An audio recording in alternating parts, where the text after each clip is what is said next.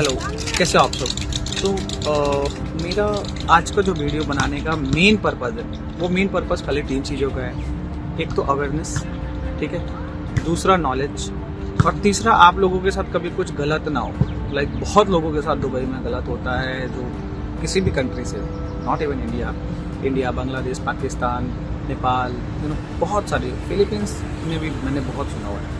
तो मतलब कोई भी कंट्री से अगर आने के लिए आप लोगों के साथ कभी भी फ्रॉड हो रहा है, तो उस चीज़ के लिए भी बेसिकली ये वीडियो है। तो यार, जो सबसे पहला स्टेप है ना, अगर आप कभी भी दुबई आने का सोच रहे हो कि यस मैं जाऊँगा गल्फ कंट्री में जॉब करूँगा और बेसिकली दुबई आके कोई जॉब करूँगा, तो मैंने पहले भी आपको बताया हुआ है, कोई स्किल होनी चाहिए, ठीक है।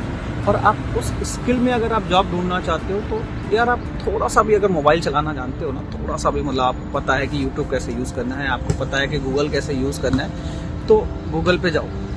गूगल मास्टर चीज़ है यार। आप गूगल पे जाओ, गूगल पे डायरेक्टली वो चीज़ टाइप करो कि भाई मेरे को ये चीज़ जानना है, आपको मिल जाएगा सोल्यूशन फॉर श्योर। और दूसरी बात, भाई देखो, एजेंट 2 तरीके के होते हैं, एक आपको फंसाने वाले होते हैं, एक होते हैं अच्छे, कुछ बहुत अच्छे भी होते हैं, ठीक है। तो मैं पहली बात बोलूँगा कि भाई दुबई आना कोई बहुत बड़ी तोप चीज़ नहीं है। ये चीज़ मुझे भी तब पता लगी जब मैं यहाँ आ गया। पहले मुझे लगता था कि भाई बहुत ये है, क्या करना पड़ेगा, क्या, कुछ नहीं है। आप सिंपल सा एक वीज़ा चाहिए होता है आपको, विजिट वीज़ा, आओ, ठीक है, विजिट वीज़ा, टिकट, और आपको यहाँ पे रहने के लिए कुछ बंदोबस्त होना चाहिए। तो वो जब आप यहाँ आ जाओगे तो कर लोगे। और काफ़ी ऐसे सारे वीडियोस लोगों ने बनाए हुए हैं कि आपको बिड स्पेस, पार्टीशन, वो सारी चीज़ें अवेलेबल हो जाएंगी। तो बेसिकली क्या होता है ना, वीज़े के लिए बहुत लोग परेशान होते हैं कि वीज़ा लगाना है, क्या करना है। तो यार देखो, अगर आपको यहाँ आना है ना, विजिट वीज़ा लगा लो।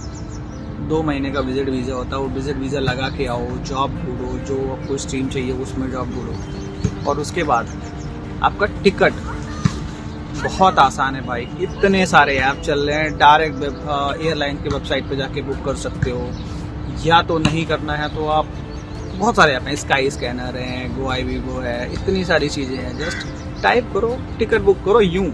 कोई एजेंट की ज़रूरत नहीं इन सब चीज़ों में, इन सब चीज़ों में एजेंट की ज़रूरत ही नहीं है। और थर्ड चीज़, इन्फॉर्मेशन।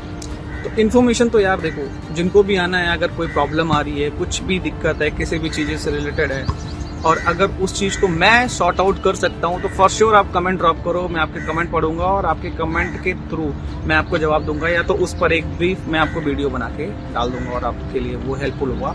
और यार बेसिकली क्या है, सब्सक्राइब कर लो वैसे तो, ठीक है। और मैं ये वीडियोस इसीलिए बना रहा हूँ क्योंकि मैं कितना लोगों का हेल्प कर सकता हूँ, वो उस चीज़ के लिए है कि मैं लोगों का जितना ज़्यादा हेल्प कर सकता हूँ, वो मेरे लिए बहुत बड़ी चीज़ होगी, ओके।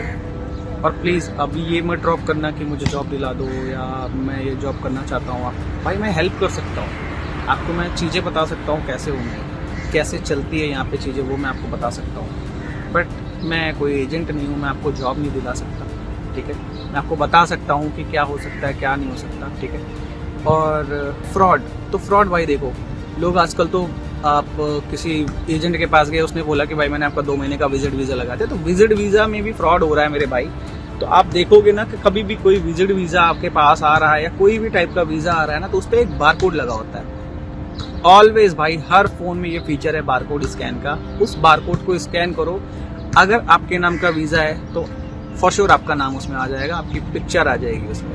तो कभी भी आपका वीज़ा लग चुका है, आपको आपके एजेंट ने विजिट वीज़ा दे दिया हुआ है कि ठीक है भाई ये विजिट वीज़ा है आपका, आ गया हुआ है, जस्ट टिकट बुक करनी रहेगी, आप टिकट बुक करो। तो भाई सबसे पहले जब आपको आपका विजिट वीज़ा मिलता है, तो आप उसके बारकोड को स्कैन करो और देखो कि भाई वो आप ही का वीज़ा है कि किसी का वीज़ा था, उसमें नाम एडिट करके और फोटो चिपका के आपको दे दिया हुआ है। बहुत फ्रॉड हुए हैं भाई, बहुत फ्रॉड हुए हैं इन सब चीज़ों के रिलेटेड।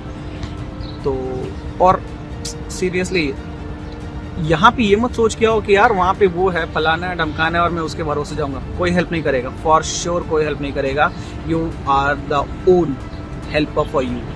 अगर आप जब भी आप दुबई आ रहे हो या कहीं जा रहे हो, होते हैं बहुत लोग हेल्प करते हैं, लेकिन भाई मैं अभी रिसेंटली एक पाकिस्तान के बंदे से मिला, एंड भाई ही मतलब मैं सुबह मॉर्निंग 5 o'clock की बात बता रहा हूँ, मैं वॉक कर रहा था और उस बंदे ने मेरे को बोला भाई आप मुझे 5-10 dirham दे सकते हैं रोटी खिलाने के लिए। तो ऐसी चीज़ें।